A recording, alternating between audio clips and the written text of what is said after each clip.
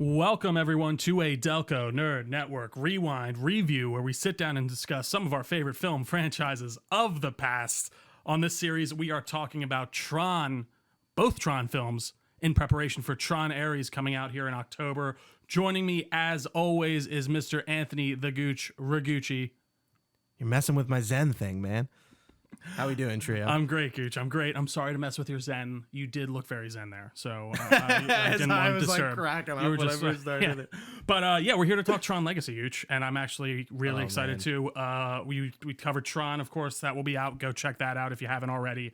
That was a great time. But initially released December 17th of 2010 with a production budget of 200 million smackaroons. Tron Legacy had an opening box office weekend of 44 million and a total box office run of 39.8 million, with over half of that coming from international audiences. I'm not surprised to hear that. I know this movie, there's a lot of talk about the reception of this film, but I know it wasn't like a total box office bomb.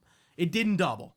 So it technically was not and I mean, profitable. And $200 million in 2010, like I feel like that is pretty rare for the time. I mean, I know this movie, it's, I would say, let's say 85% CGI. For sure. Yeah. And the CGI is intense. And I think it looks stellar. Spectacular. There's a few scenes that really kind of stuck out to me where they did not look very great, but I think overall it still holds up immaculately and looks better than I think a lot of movies today. And one of our first examples of de-agement in a film probably ever. No, so there's a few before this. Really? Yeah. So the company that did it was they did this a lot. Digital Domain. They covered a few other movies that you'd be familiar with, which we'll talk about more in fun facts. Okay. But yeah, no, it's one of the earliest examples. I'm interested to talk about Clue because I feel like that's one thing people rag on about is like de-aged Jeff Bridges' Clue looks bad, but I actually kind of like it, and I'll give you a reason when we get into it. I'm a little bit more in between on it too, for sure. So I'm excited to get into that. But let's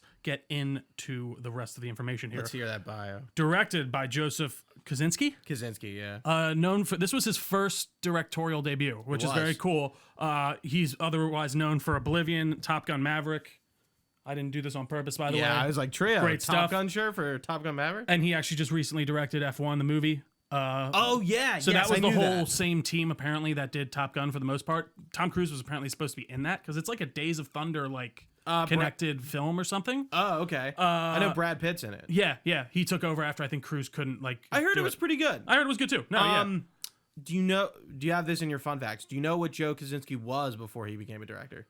I've seen what he did before, like No, not his work. What his job was. No, I didn't. He was an architect. Oh, you know what? I think I actually did see that. Apparently his architectural experience influenced Tron Legacy a lot. I did see there was a lot of brutalist architecture, influence and I do remember reading stuff onto that.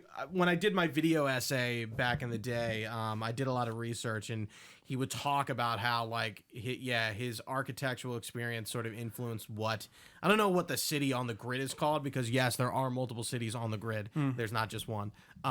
Whatever that city is called, influenced the design. But interesting. We'll talk about that more. So screenplay by Edward, Kitsisatori. Let me say it. It's Greek. It's a lot of S's and I's. It's pretty close, right? I think it's pretty close. Yeah, right. Kitsisatori, yeah. Kitsisatori. It's just a lot of S's. Yeah, and Adam Horowitz. There was the story by. It's weird when you go in. There's screenplay credits, then there's story credits. There was 4 people who wrote the story, and it included these 2 gentlemen. But you can go look up that information if you'd like. Quick description, Gooch. Very literal here from IMDb. The son of a computer programmer goes looking for his father and ends up inside the digital world that his father designed. He meets his father's corrupted creation and a unique ally who was born inside the digital world. By the way, that's a major spoiler for the movie, I feel like. That's a reveal at the end. Yeah. That's a lengthy one. It's a lengthy one? That's it. Okay, that's lengthy. I mean, that is literally the plot to a T. Almost too literally. I feel like the second sentence wasn't needed. I mean, it's just, yeah. Him going into the digital world, the son of a computer programmer, lost father. I agree with it. That's all you needed to say. Yeah. I totally agree. Not necessarily wrong. No, it's not incorrect at all. It's just incredibly literal. But yeah, Gooch, let's get into it. And Oh my God. I'm actually excited. We'll just jump right into the clue because the clue of it all, that look, because I do think there's a slight justification for him looking so terribly digital when you're in a digital world. Yeah, exactly. But I don't. The part where I wish they almost just didn't show him was at the beginning. They start off really well, where it's like profile shots. It's him from behind. He's just talking to his son, and he's then at the door. And I think if you left it to that in the real world and kept him digital within the digital world, maybe people would be more accepting of that. But it doesn't look very good, I will say. For an early technology, it's what it is. But let me start by saying this. I think Tron Legacy is one of like the best films ever made. Interesting. I love this movie. I think I only like it more with age. Probably like my 6th or 7th time seeing it. I've watched this movie a lot. And honestly, another hot take. I think it has one of the best soundtracks and scores to a film ever created by Daft Punk. Every track is a banger. It's it fantastic. Feels like it was born to be in this movie. Like everything about it. I know, like I've listened to the soundtrack a bunch, but I just cannot give Daft Punk enough credit for their work here.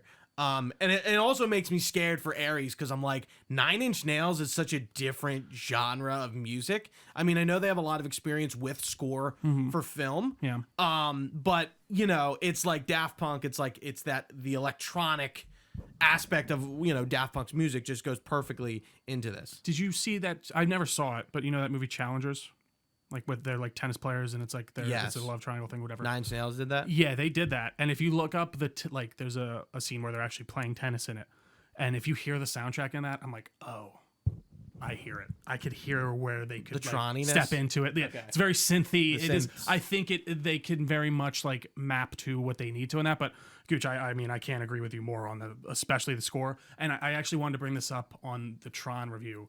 It kind of shows how I think really bad the original Tron movie's music the music is. is important. And for I actually this. meant to bring that up in the first review. How Well, we didn't talk about it. And I think that says it enough. For sure. We didn't And even mention it. I remember like there was one scene in it where I was like, well, this is not the kind of music I would expect out of the original Tron. But no, dude, Daft Punk is great. They get a great cameo in it, like you mentioned in Discord, where they're in the end of line bar. Is that what it's called? I End didn't of even line realize club, it. yeah. That's Yeah. fantastic. Yeah. But you no, notice they Gooch- don't say it. No, well, so there's the club, they name the club.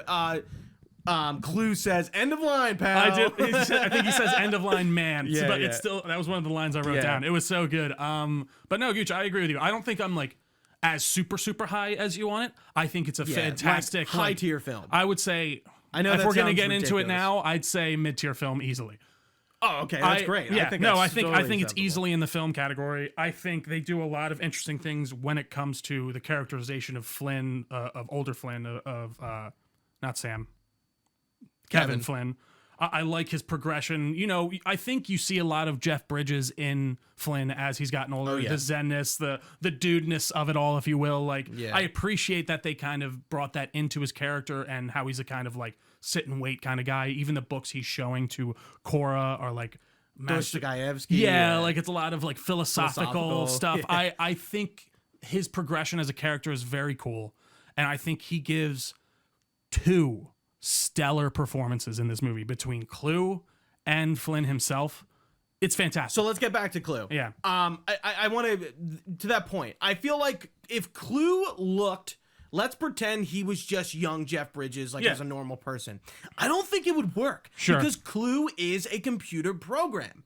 And I feel like the jankiness of the way he looks like he belongs in that world. I would agree with you. Like, I think it kind of works. Yeah, is it the greatest CGI ever? No. I would like to see a lot of people compare it to, like, Luke Skywalker in The Mandalorian and this, because I feel like the reactions were kind of similar. I mean, you see Clue for so much longer, so it's a pretty hard comparison. But you know, I think it's fine. I think it does its job, and it kind of tells you, you know, besides that first scene, that hey, Clue is like different from Kevin Flynn. Yeah.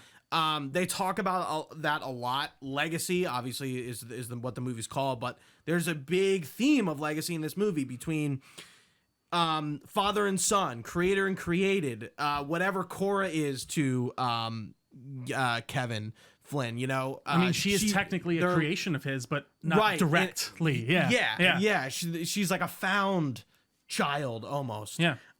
Between NCOM and society and Sam and NCOM, like there's a lot of just this theme of legacy and what it means. Alan Bradley and Sam, you know, there's this. It's so cool how it really interplays into every sort of relationship in the movie. I really enjoy it.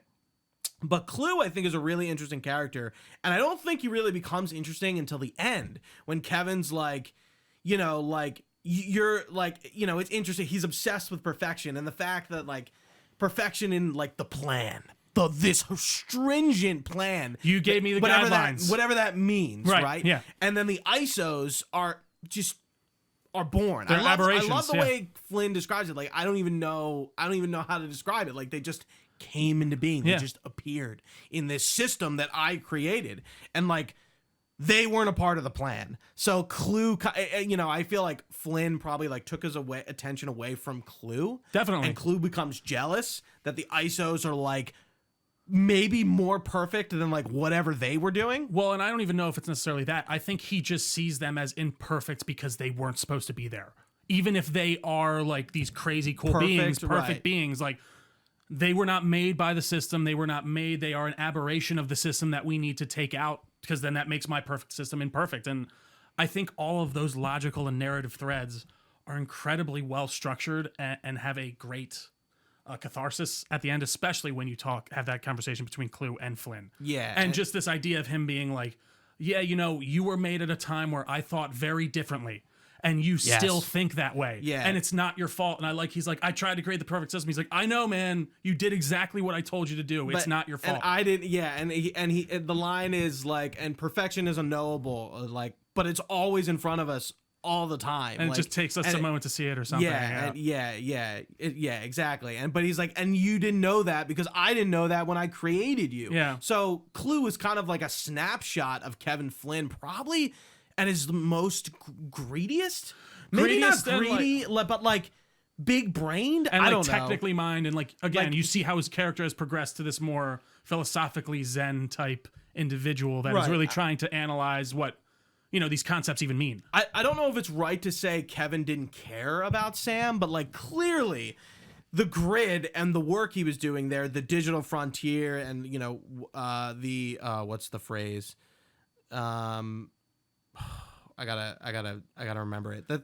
The human condition line. Yeah. Like the ISOs, you know, he like going there, doing that work and pushing humanity beyond like the limits of the real world was his sort of love. But like, you know, like again, he's talking to Sam about the grid and like, you know, like showing him all these characters and showing him Tron, but then leaves, you know, to go work. And like, he never comes home kind of thing. But it's not like he's a dickhead or like he doesn't care, but like clearly the priorities are not maybe in line. Well, he's a young, hungry guy who has a son, but then he also has, you know, a passionate type of, I don't want to call it hobby, but intrigue in truly trying to better humanity. But then that's obscuring the fact that like his son should be the most important thing in the world to him. And he has come to realize that while on the grid. Because I really like that moment where they're on the train and he's talking to Sam and Sam's like, this is fucking amazing. Like, I can't believe this is real.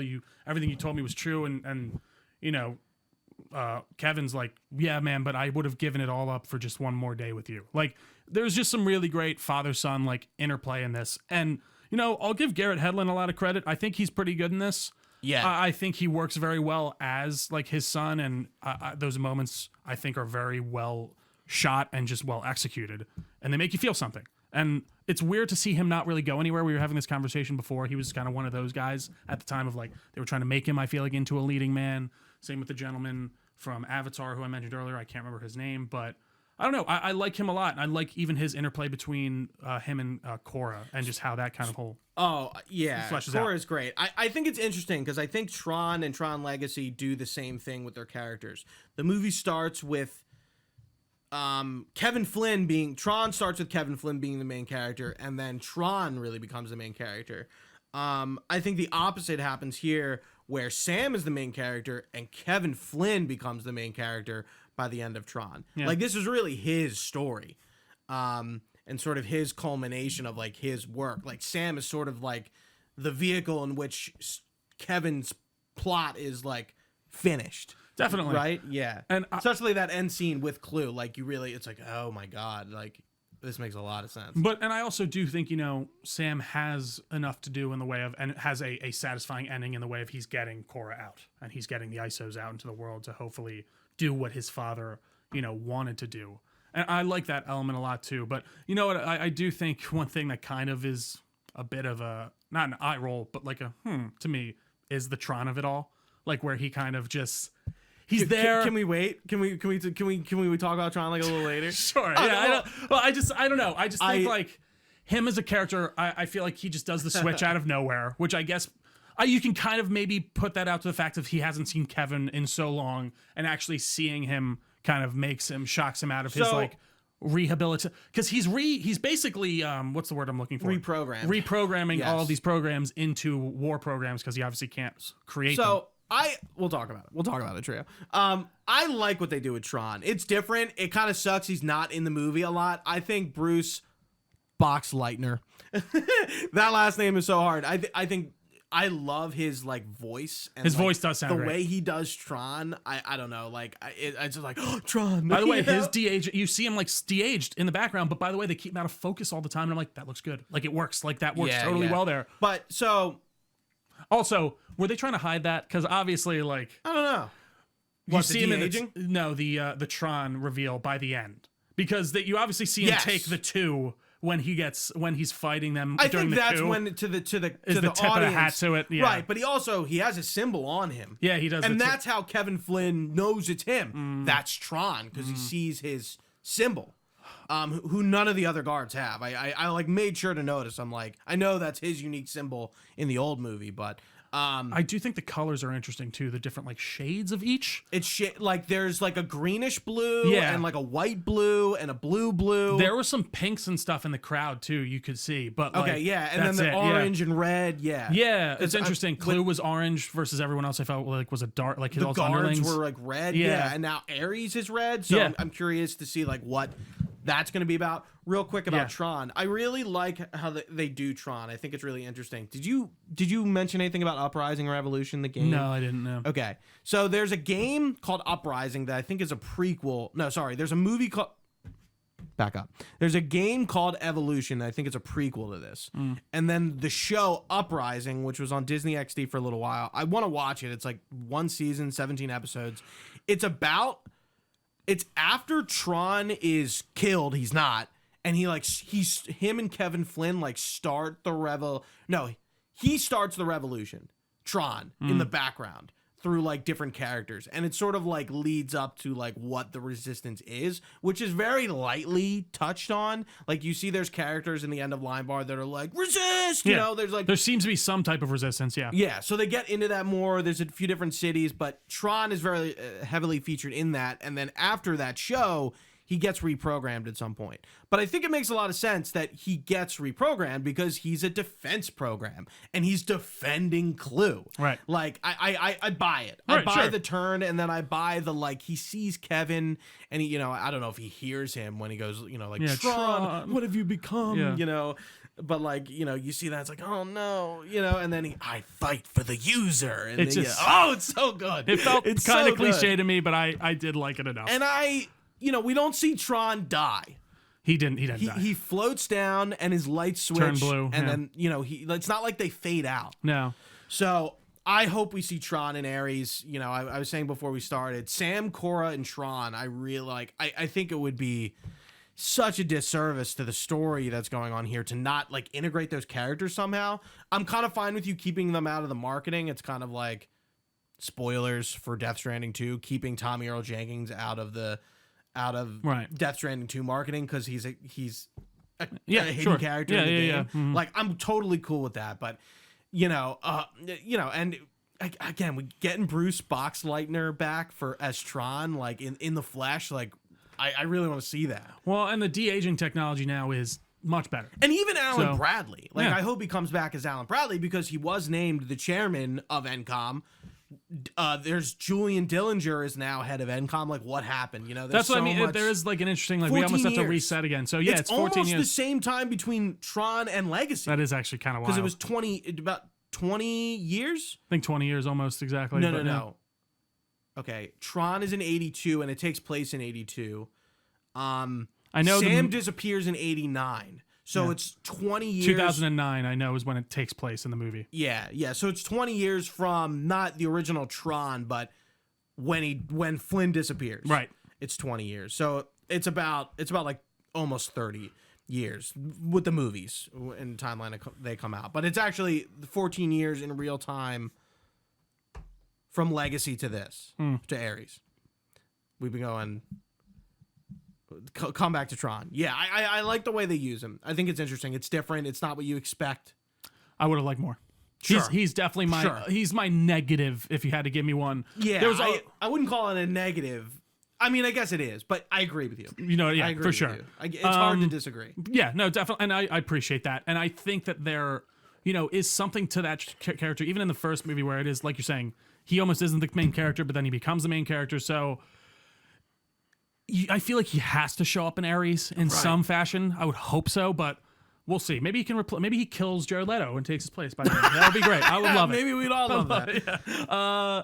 But I did see another like scene of like the old grid, and I was like, I shared wow. it. Yeah. And bits in it. Yeah. The little By the way, I meant to put this in the fun facts, but I didn't. So there's a point when they're in Kevin's apartment where he picks up a bit. He has like a tetrahedron thing. Yeah. And then Clue picks it up too. I did like that moment where Clue picks up the apple and like gets the flashback almost from his reflection, because like that would suck. Like you have to look in the mirror and see the person you hate the most every single day. Like I mean, he's clearly a jealous son, right? Like especially with Sam coming in, and I guess Clue does trigger Sam to come through because it's part of his plan. But I guess like seeing him in the flesh and then seeing him and Kevin interact, there has to be some sort of jealousy going through his head. He's like, and even at the end, like he's my son, right? Why? Like, well, what am I? Yeah, exactly. Yeah. And he can't kill him. He can't. He just throws the disc and runs. Like it's interesting. There's a lot of unsaid threads in this movie, and I don't think it's. You might go, oh well, like they don't say it, that means it's bad. And I'm like, no, I think it's like it's context clues. You just gotta I'm sorry. I'm so tired. It doesn't need to be smacked into the head with you. He doesn't need to like go cry about it. I totally agree with you. He's a program too. He wouldn't cry. No, yeah, no emotion. And I also think like it's like there's a bit of jealousy, but it's also like I'm doing what you fucking told me to do. This is what I'm supposed to do. You're actually going against. Am I still the creator of the perfect system? Yeah. So there were a few other. There was also another good one by the guy when he's introducing Sam, and he's like a user, like calling him a loser. You know who that guy is? What else is he in? He played Theo Gallivan in Gotham. Right, he's in a few different things. I've seen him. But other places. that's. I'm like, oh shit. I'm like that. Yeah, I watched it when I was like watching when he was in Gotham, and I was like, holy shit, there he is. There's some and great. Then we didn't bring up Cillian Murphy as Edward Dillinger Jr. I love when he's like at the desk because it's so like, holy shit, Cillian Murphy, especially after Oppenheimer and stuff. He's so famous, but he's like, that chairman who has like a random name I don't think is important, and Alan Bradley sitting across from him, and he goes, you almost expect him to say Alan Bradley, but like the way he says it, he's the son of, he has some touchy history. Ed Dillinger. Yeah. And then it's just Cillian Murphy. I don't think he was that big at this time, actually. No. So this is post Begins. Yeah, I would love to see him. I really would have loved to see him come back and actually be the villain of this, but different times. He needs to get paid a lot more. He's a busy guy. Just different things. But so Julian Dillinger is Edward Dillinger Jr.'s grandson. We looked that up before. So I'm like, that's interesting. Yeah, I'm wondering how that's all going to work out. He had a kid and a grandkid. Like, I guess he could have had a kid at the time, right? So they would, So I mean, that makes sense. I guess it lines up. Ed Dillinger in the original is pretty old compared to Kevin and Alan and Laura. You would think he would be like his grandson, actually, if you think about it. Like maybe Cillian, but sure, whatever, it makes sense. You can totally tease that out. Gooch, I think this was fantastic. I had one other thing what were we talking about before that? Fuck, it's gone. Doesn't matter.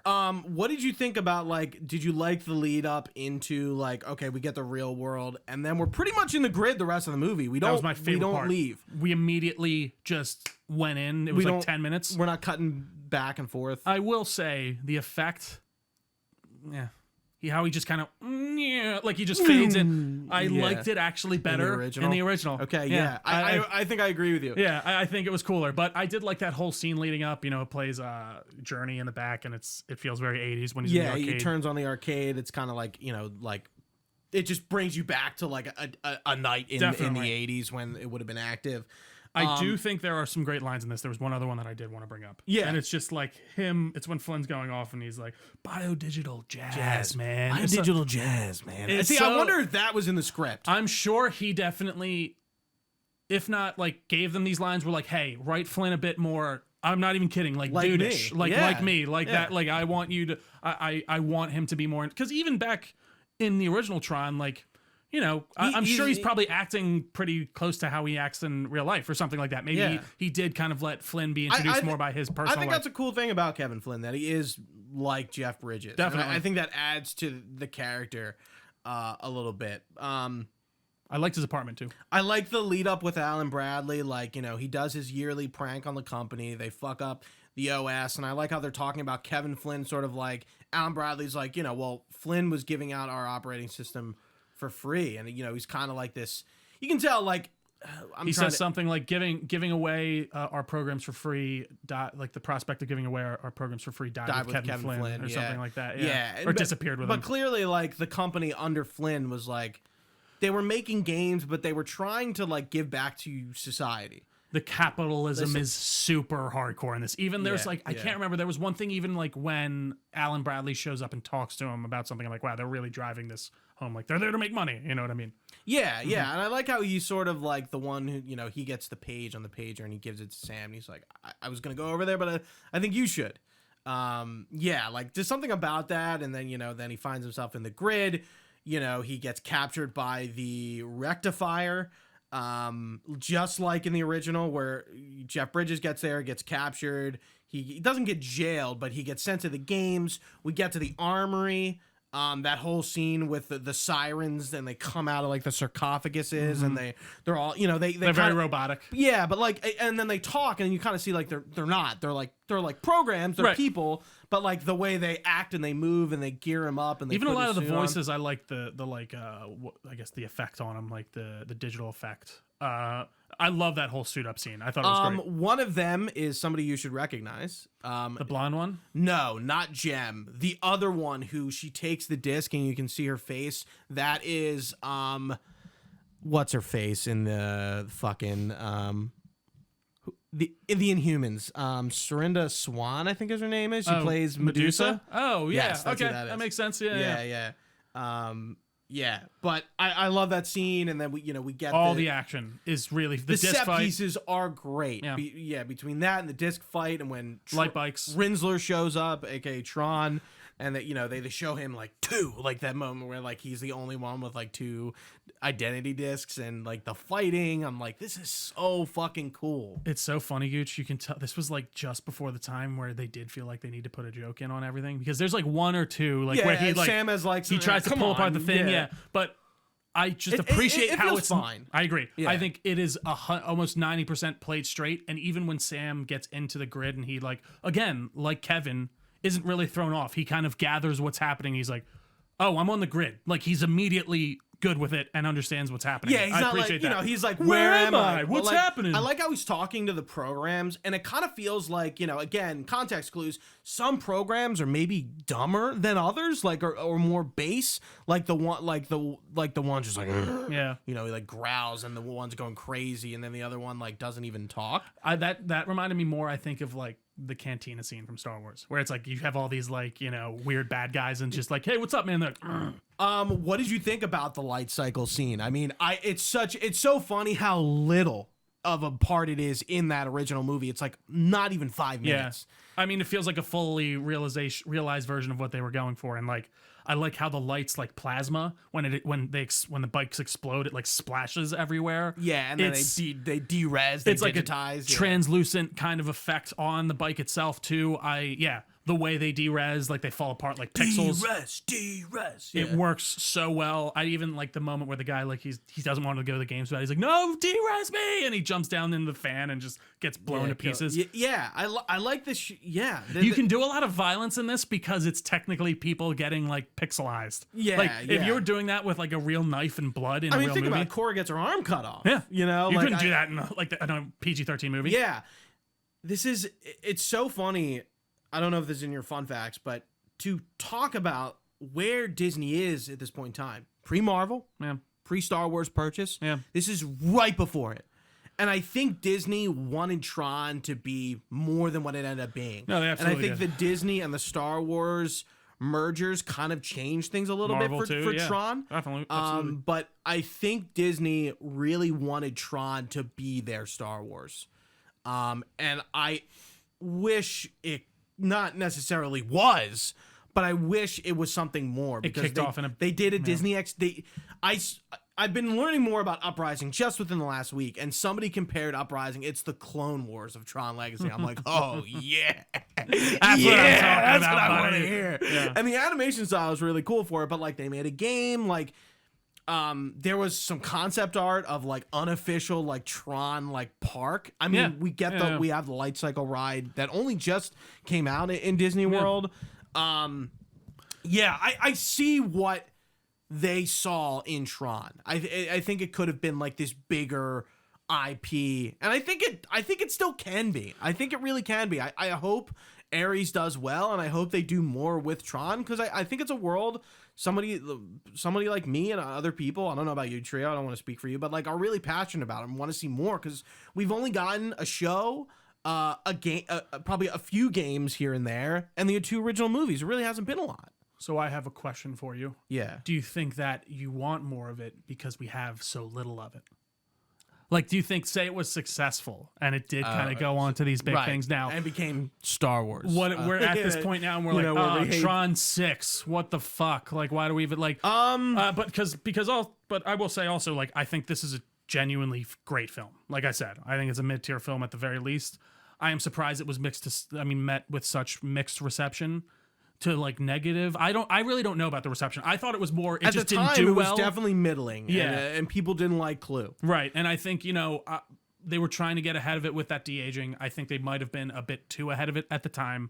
People weren't ready for it. I sadly think that was a big negative, fair or unfair for people maybe, and it took them out of it in a big way. I think as, current day audience members were more used to that and more obliged to forgive some of that, maybe to a degree. I don't know if that's true. That's just my own maybe thinking. But I agree, Gooch. I would have liked to see more out of this. I don't know. Maybe more would have saturated it and fucked it up. Yeah, it's hard to say. But it's interesting to know that like it's a Disney movie, but it doesn't feel like a Disney movie in its dialogue, in anything. Well, it feels like of the time. It feels like what Disney live action films were when the original was made.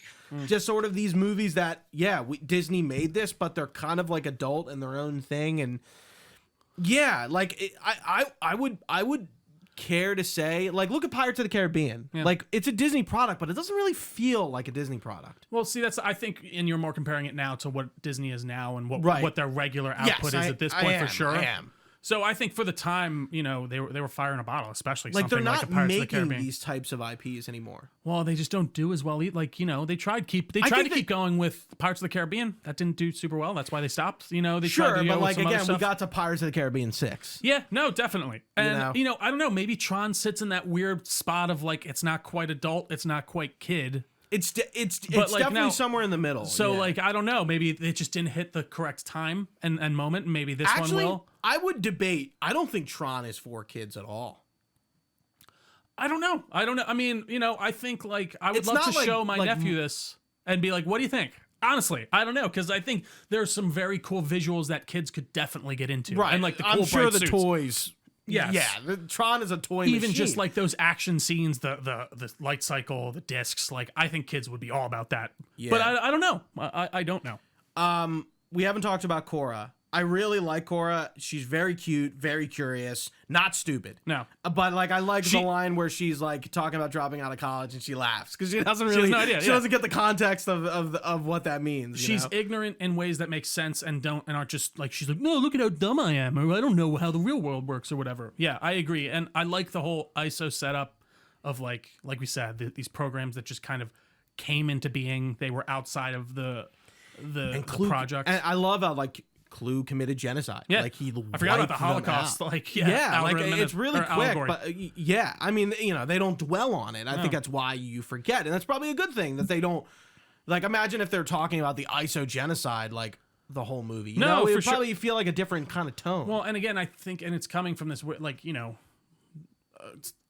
Kevin should hate Clue because of that, but Kevin realizes by the end he's like, that's a good point. It's all my fault. Like I created Clue. I made him the way he is. He is being who I made him to be.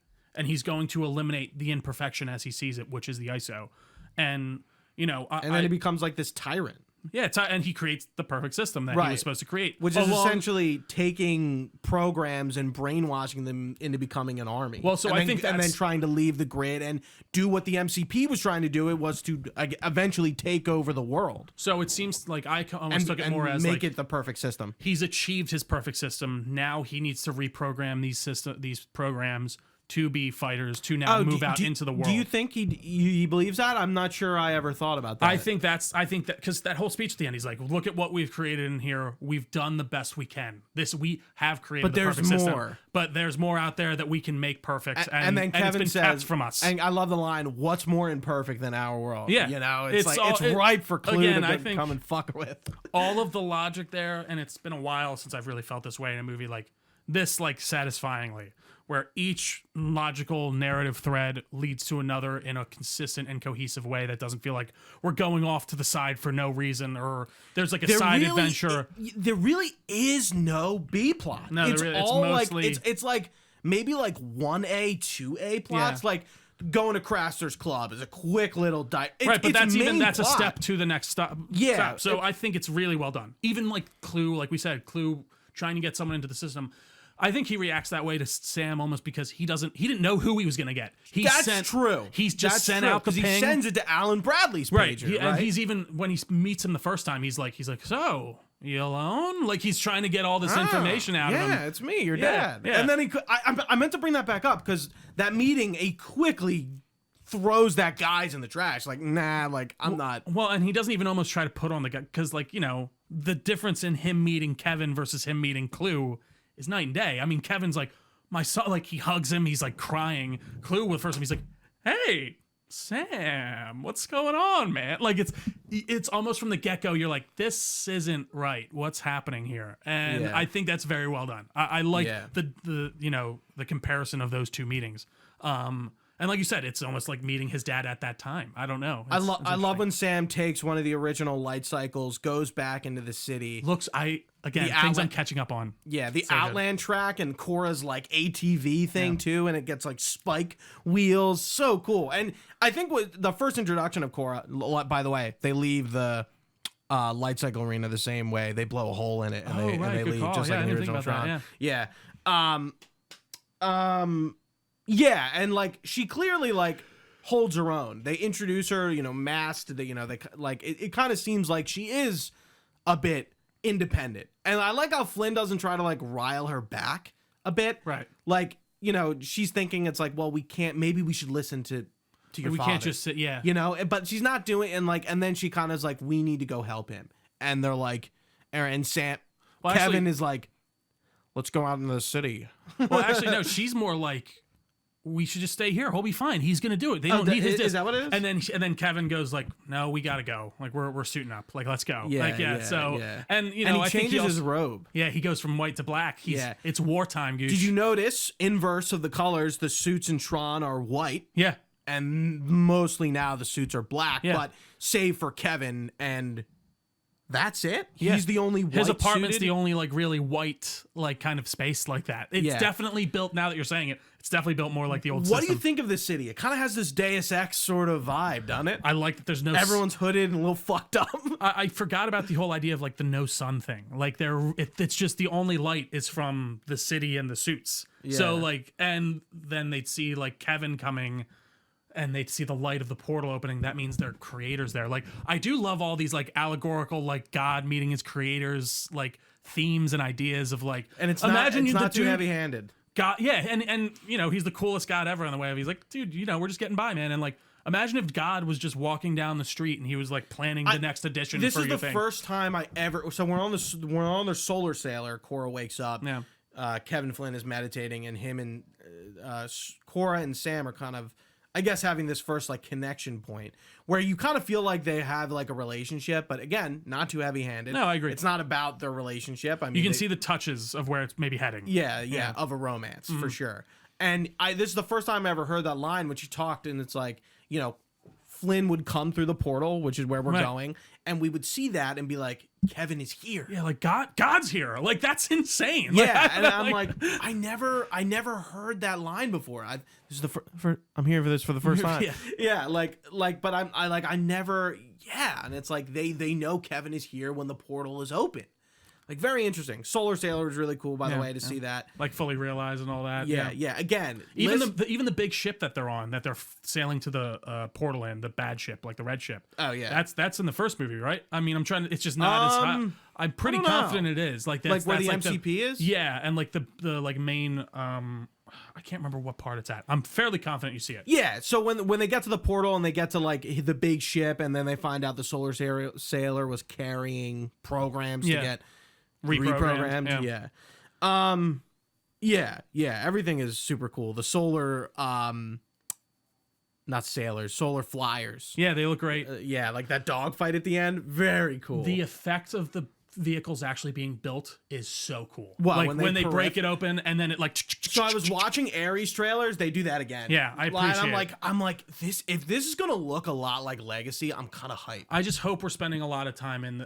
Listen, my biggest issue, and I've said this 1,000 times with Ares, is that we are going into the real world so much. I'm with Tron because I like being inside Tron and I like seeing that like digital landscape. So I'm curious to see how they're going to use it. What we've seen those scenes of like the flyers coming in and making all the lines, and it looks cool. So you know, maybe they could do something interesting. But Yeah, I love that effect. and going into Ares, like, you know, we can assume that Sam Took over NCOM, then something happened. and Alan Bradley is chairman, and you know what happens to that. What happens with Sam and Cora? Because it's, you know, Cora being in the real world, big deal, right? That should have been, she's this yeah. like digital program. Apparently was going to cure Again, cancer in some way. Yeah. Is doing what Ares is doing, like kind of the first of its kind. So again, it coming back sort of makes sense. You would hope Clue so. wanted to come into the real world. He knew he could do that. Cora does that. She's a program, I guess, living, or an ISO, whatever, a program living in the real world for all this time, 14 years.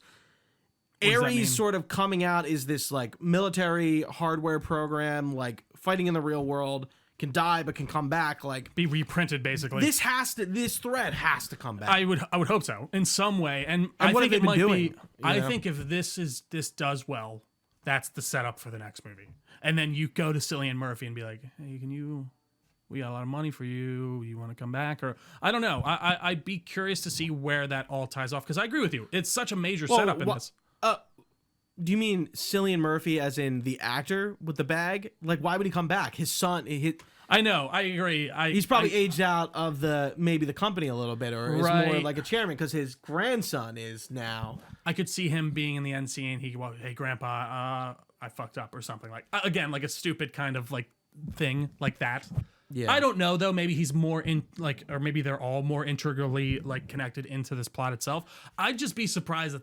I know, like trying to keep something secret, like you were saying with the Tommy L. Jenkins thing, but I would think that there would be like something. I don't know. I don't know. I really don't know. There wasn't for him. But I think that's very different than like a movie. I don't know. It just feels surprising to me if they're not. Yeah, maybe. I kind of put my money on right now that they're not in it. I'm trying like to think in a major way. what movie. I'm trying to think of like an Endgame thing, or like a Marvel thing, where like someone big shows up and we really didn't know. Because I don't think like your average moviegoer is going to be like, whoa, Sam Flynn. Like, you know what I mean? Like, I don't know. No, Trina. Like, Cora, Sam. Whoa. Maybe. Bruce Boxleiter? What the fuck? Oh, dude. I don't know. Maybe I'm wrong. I could be wrong. Yeah. I don't know. Overall, though, Legacy is truly Listberger's original idea. Like put to totally form. realized. It really is. I think he's a producer on Ares. I know he was He's still involved alive. with Good, Legacy. yeah. Do you have the IMDb up? I do.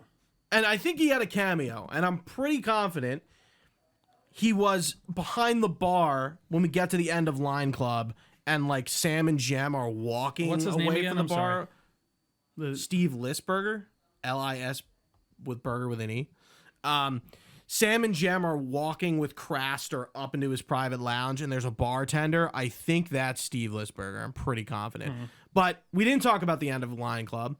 Love that scene. One of the big, I think one of the big tracks off of the soundtrack plays Derezed. Oh no, it's End of Line, the song End of Line, and then the song Derezed once the fight starts. But that Daft Punk cameo, I'm like, this just works. You know, like it's so obvious that that's who that is, and like, and they give him two like longer shots where they're just like DJing up there. I'm like, this is sick. No, it's a great. It's a absolutely amazing cameo by them, and I do love how, I don't know, I wouldn't have expected their score to be so like orchestral and like so like, I don't know, it feels like it feels like a score, like you know what I mean? Like I know that might sound silly, but like it's not had a they scorned soundtrack, anything before this? Daft Punk? Yeah, I don't think so. Is that a word? Scorn? I don't. Yeah. Interesting. No, I mean dude. And it's electric. When feel they it. broke up or whatever the fuck happened to Yeah. them, and I was like, no. Because all I wanted to see was them come back for yeah. the next Tron. And I'm like, maybe they'll come back. And it's like, I know Nine Inch Nails fans are hype about it, but I'm a bit skeptical as somebody who doesn't listen to Nine Inch Nails at all. I know they've done some stuff with film before, like I said at the top. Again, look up that Challenger scene. You might be assuaged a little bit. I'm sure I'll like it, but is it going to be Daft Punk? Of course Probably it's not. But that's you got to accept that at this point. And it is kind of a different theme. It's like harder, you know, like for sure. it's a bit rockier, like Definitely. like yeah, a bit more metal maybe even in it. I don't know. yeah. I mean the tone of the movie, not the soundtrack. Oh, Like, definitely, I feel like the tone actually kind of matches. But you know what's funny? Like I've seen a lot of the marketing for Ares, and I know kind of what it's about, but I really don't actually at the same time. I know that they don't want to, but I really wish they held the original grid load and didn't like that would have been a really cool reveal. Yeah, in the so movie. I mean we didn't mention that like the grid in Legacy is like 2.0. Yeah. It's not the original grid, and I guess Sam builds Clue 2.0 because Clue dies in the original, and then brings Tron over to the new Yes. grid. Yeah. So this is Tron is the original Tron. Yes. Yeah, don't tell fucking Alan that Tron was a bad guy. Yeah. Yeah. Fuck. Good stuff. Is there anything else? No. I think don't we think hit so. I like think we actually really did hit most pretty of everything. Yeah. Hit pretty much everything. All right, so let's move on to some fun facts. So, one of the director, Joseph Kosinski, of course, had one of his earliest directing. Holy shit! Let's rack that up. One of Kosinski's earliest directing jobs was on the Gears of War Mad World launch trailers. Yep. However, Tron Legacy would mark his theatrical debut as a director. Yeah. That was wild. That was really cool. Yeah, the original one, the original launch trailer for Gears of War. Yeah. So that's like a big deal trailer. I feel like when people talk about Gears of War, they bring up that trailer. It was like very iconic, and they would later sort of not do it again, but they did versions of it, or like different takes on Mad World. I think one of the games 3 has another one, has a Mad World trailer too. Because I looked it up. I looked up the first one, and then the Gears of War 3 one came up right after for me. Yeah, you're right. Yeah, and I think that became like a thing for Gears to have those kind of trailers. But yeah, really interesting to be like, again, how do you become an architect and then become a director? It's such a different. It's a very interesting path. Yeah. I mean, hey, we're only 30, Gooch. Well, we can still do stuff, apparently. I don't know. Anyways, so shooting for the film lasted a brisk 64 days, with the special effects taking 2 years and 10 companies to create the over 1,500 visual effects shots. I'm curious how that's crazy. 2 months for this movie. I mean, I guess a lot of it is on sets. On sets, and How do you feel about that? Because I was thinking about it in the terms of like what we're seeing on the grid versus The Mandalorian, and I'm like, this is night and day. It does feel like you're actually in the space. Yes. And I even think that there are some episodes of The Mandalorian that do feel like you're in a space. But then when you go back to the volume, you feel it, and you feel like you're in like this empty, like blank space. So it's nice to see people move around a set and like actually be able to move through something. And I mean, I would imagine like Flynn's hideaway is a set. That was practical for sure. There's no way it wasn't. It looks and I'm like, it's still, again, like you're doing practical within digital, and it still feels all the same. Craster's Club, that had to have been a set as well. The End of Line Club, like, you know, when they're out in the city, obviously probably totally digital, but like I'm like, there is some practicalness to this, especially you know, also CGI, like the games and stuff like that, but like it's a nice mix. I don't know. There's just something. And the suits to, like, look great. They look fantastic. There's just I would love to go back. Both. I would love to go back in time to people who didn't like this movie with some of the movies we're getting today and be like, you know, like this. Look at the slop we get now and what we're doing with now. Come on, like this was bad. I don't know. I think for being an all digital, like for how heavily digital this film is, it looks fantastic. And I think did get to the time where, you know, they had the technology to do this to the degree that it needed to be done. Like it was realized to the point where it needed to be. And I don't know. I feel like now I'm hoping they don't cheat it. A lot of the special effects look great. They still, for Ares, I should say, it looks like they're building sets too, from what I can see for the most part. I hope they're continuing on that, but I don't know, man. We'll see. There was sauce back in this time. Even still, I think the only negative stuff I've heard about Legacy is the suits were kind of uncomfortable. Oh yeah, so you're cutting into it right now. So okay, but I never heard anyone complain. Like Jeff Bridges didn't cry because he was on a green screen, like no Ian McKellen. Well, but did. again, because like this was a time where they knew how to do set extensions and shit. Like even when they go up to the portal, they go up real stairs, and those rocks are real, and like the bridge definitely cuts off to green screen at some point. But it's real to a point. You were talking about that making of Tron documentary I watched like a few nights ago, and it is wild to see how they did that movie. It was all just typing shit in a computer, and you couldn't even see it. Like, you just had to be like, okay, I'm going to put in all the calculations, and then we have to go print it onto film and play it in a movie theater to watch. Yeah, Bruce Boxleitner was talking about it as like it was like a play. Yeah. And like they all seemed to sort of like not understand it, but like understand it, but like, and it kind of felt like the way Lisberger was kind of like how Kojima is. Like, let me explain this to you and like set you where you are. He knew exactly what he wanted. Yeah. And he was like, and they're kind of like, I don't know if I understand this, but okay. I see. I get what you're saying for me to do. Like, you're looking up at this, blah, blah. That's why I think I even said on the Tron review, I was like, that was like the Phantom Menace before Phantom Menace, because they just worked with nothing for most of the time. So it is interesting to see how well they took it. And I think, you know, they had each other on set, which I'm sure helped. It wasn't like a Gandalf situation where he's sitting in a room alone talking to a green screen with no one there. So I don't know. So yeah, each of the suit's lights were powered by a small lithium battery and were all practical and real for the most part. I think there were like a few CGI touch-ups. It only lasted about 12 minutes per battery. This led to the crew to be diligent with turning them off in between takes as not to waste them. So like literally each take they're going in, turning it off, turning it back on. They just replaced it. The circuitry inside was also incredibly fragile. So fragile that the actors could not sit down in them and could only lean against like slightly leaned boards on set. I think there's a behind shots. the scene of Gem's actress talking about it, like getting in the suits and like I'm like, they were very hot too, apparently. So they had like the cold tubes running to them and things like that. Yeah. They use now a lot in like superhero movies and stuff. So yeah, the wardrobe budget for this film was around $13 million. One custom suit for the racers alone cost $60,000. So yeah, dude, they look fantastic. They look great. I mean, they look so good. Even there were some parts where I'm like, I wonder if that is real. When they're doing the disc and the helmet comes on, was the helmet real? It looked almost CG to me. Sometimes it looked really good if it was real. If it was CG, it's a good question. I don't know. It was kind of wild. Probably was a time where they were still like. And there are some other programs with helmets on. Yeah, like the guards. Again, one thing I do think was missing in this was like that was funny. I did miss the original Tron aesthetic of the different programs and their outfits and like the weird like the one guy walking around with like a spark plug on his head and like there's like almost Roman type inspiration in some of them, which I think we're gonna see obviously with the NCOM Grid 1.0 in the next movie. But yeah, I think it looks all the suits look really fantastic, and I couldn't imagine wearing them for that long. So hot. So yeah, this was the most expensive film ever made by a first-time director at the time. I think it's been blown out of the water. Good but for yeah, him. this was the first-time director. so cool. Crazy.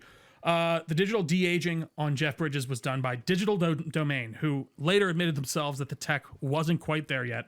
They also did the de-aging on Professor X in X-Men Origins Wolverine when he picks. So there's a scene at the end on Stryker's Island when he picks up all the mutants with like Scott is there in his third origin that we see in the X-Men universe. Yeah. And he picks and he gets picked up by a smooth-skinned Professor X who's walking. I think I remember it, but I can't even see tell it. you the last time I watched that movie. In Wolverine? In Wolverine, X-Men Origins, yeah. Okay. They also did Yeah, the Benjamin Button aging, which actually I remember being not terrible. That was like an Oscar award-winning movie. Yeah, it yeah, was. I don't remember that being bad. So yeah, Cillian Murphy's character, Edward Dillinger II, is meant to be the son of Edward Dillinger, the primary antagonist from the first film, who obviously stole credit for creating Kevin Flynn's video games. He only appears in that one scene. And like I said, I saw it mentioned that he was uncredited. I've meant to watch the actual credits at the end to see if he is listed. I don't know if that's true or not. Yeah, I didn't know. I didn't see that. So yeah, and then Daft Punk, getting back to them, they were apparently incredibly big fans of the original film. That makes total sense. They were talking with the director. Joseph Kosinski was talking. He was like, I honestly felt like I was getting interviewed by them when we did the interview for the job. So like they seem to be like major, huge fans. Same with Michael Sheen, who plays Zeus. He was apparently like a huge fan of the original. I love that, going back to like the program's like personalities, he seems, I mean, the way he talks, like he's been around for a while. So many cycles. It kind of makes sense that maybe he has a bit more of a personality because he's older. Right. So he's had more time to like, I don't know, become more than like a simple and he's reinvented program. himself too. Like he said, and he's like I really listened to that again for the first time. I feel like I heard that he's like, oh, he's like old. He's been around since like before the ISOs. He's known Korra for a while. He used to be friends with the ISOs and like used to be on the side of the users, but now he's like, now fuck and then you guys. He fucking end of line, man. It's so I forget good. He says something, son of Flynn. Yeah. He's hamming it up, and I appreciate it. And he's dancing with the cane. I was seeing online. Yeah, it's great. good. It's great. I did read one thing online. I guess he was very like he was influenced by like Ziggy Stardust, like with David Bowie, and then there was another person he brought up. He was like, I was like, yeah, no, I see that for sure. Yeah, he's like this like flamboyantness club owner. Yeah, I buy it. No, I thought it was great, but yeah, that really kind of covers the Scooch. Fucking fantastic movie. Yeah, I have been waiting to do this for a while. This truly is one of my favorite films. It was one of the first times I've watched this in a while, and it was a great rewatch. So I agree with you. Yeah, do you know what time? Like how many times you've seen this? Maybe like 3. I don't know. Like I've seen it in pieces a bunch whenever it was on like TV back in the day, all the way through. Probably this will be my 4th, maybe I would say at the most, maybe 5 at the most. But yeah, no, dude, I love it. It's a fantastic looking movie. I think all the performances are great. I think Jeff Bridges absolutely steals the show, both as Clue and as Flynn. Did we talk about his mom being Laurie on the podcast? No, I don't think so. So that's kind of implied, right? That his mom, we are never told who Sam's mom is. We talked about that today, right? We talked about it like right before we were starting. Okay, yeah. I apologize if this is the second time. Yeah, so it seems like, and they mentioned in like the news report that like his mom passed away very shortly after Sam is born, and I guess it's Laurie. Yeah, they never really give you a full like go ahead on it, but yeah, I would assume so. It would make the most sense, right? I also was depressing when he's like mom and dad. He's talking about his mom and dad. Yeah, they died very like a 12. He's like, I assume he's like I assume mom and dad, or yeah. Again, like first time I'm like I really heard that line. I'm like, wow, that's kind of depressing because they have like 2 scenes, right? I still don't, the only thing that doesn't quite line up with me still is how the aging works in there. Because like I don't know how he mentions that like he's been there for a lot of cycles. Hours in the grid were minutes, like milliseconds, right? No, he says hours in the grid were minutes outside. Right. So like maybe 8 hours was like 45 minutes in the real world. So he's been there. I see. So that actually does make sense. He's been there growing, but no, I don't think he would age differently. I'm thinking too hard about it. Anyways, because they bring up how time works. That's what really kind of got me thinking about it. So I'm like, wait, wouldn't he technically be like the same age then? Really? Like what? Because wouldn't he have aged slower? Well, I think that's why he buys that Clue as his dad at first. Right? Yeah. Because he's like, oh, you haven't aged. He's like, yeah. Well, come on, man. What's up? Anything else, Trio? Gooch. No, I wish I could have said yeah there, but no. That's it for us. Really fun stuff. Yeah, and if you've been watching live on twitch.tv, we certainly appreciate your viewership. We usually live stream our podcasts and lately our rewind reviews, but this is for the first time in a long time. We don't know what's coming next for the rewind reviews. We're probably going to take a little bit of a break here. Yeah, I'm trying to think what else is coming out next that I'd like even really want. At least for the rest of the year. I don't think we're going to do any holiday stuff this year. We did the last I don't think 2 so. years. I mean, I wouldn't say that there's definitely not going to be any more rewind reviews this year. Most likely not. Yeah, But nothing we'll that see. I. There's yeah. nothing that I can we think haven't of. talked about it. No, yeah. There was, I feel like something coming up later in the year that I was like, ooh, that would be fun to go back and revisit, but it's we did a lot of rewind reviews this year. Yeah. Video game. Then we did Fantastic Four, Superman, and Tron. I don't think we've ever done 4 in a year. No, I don't think so either. And I think the cadence, I think we've been pretty good on it. And I appreciate, these are things that we can kind of pocket. And we did them all want to, alone. too. That's what makes it so the much. Key. I mean, and that's what just makes doing the podcast easier in general. Like once you have to schedule a third person in with you, it's gonna start. With all of them, we actually, except Superman and Fantastic Four, I think we didn't go with somebody for that. We like, it's like a one and done. Like we have a guest in mind, we see if we can get him. If we don't, we just kind of continue it ourselves. It doesn't make sense to kind of go around and have we not done that with a re3 yet? No. Yeah, we did with Oblivion. Yeah, I was gonna say, I think we have. Yeah. Okay. Anyway, Gotta back do to what we my gotta do. spiel. You can find all these podcasts that we're talking about on our YouTube channel at youtube.com/Delco Network, as well as podcast services. If you listen to it, we're most likely on it. And if we're not, let us know. I'm sure we can get signed up and make sure we're in your ears where you are listening to the rest of your stuff. But on social media, you can find us anywhere with an @ at Delco Nerds, facebook.com/Delco Nerd Network, as well as our Discord channel, which is in the description of every single podcast and on every single social media platform, and our link tree. And that's where you want to be if you're a fan of DNN. We hang out there. We like to talk with you and at you about everything we're doing and everything we're watching and everything we are playing. You can find all of this information on our website, delconernetwork.com, and you can find our email there, delconerds@gmail.com, where you can send us your thoughts, concerns, and things for the good of the group, and we'll take that into consideration and maybe even email you back. Who knows? For Trio, my name is Anthony Ragucci. Thanks for watching, guys. Stay nerdy, and we'll see you on the grid. End of line.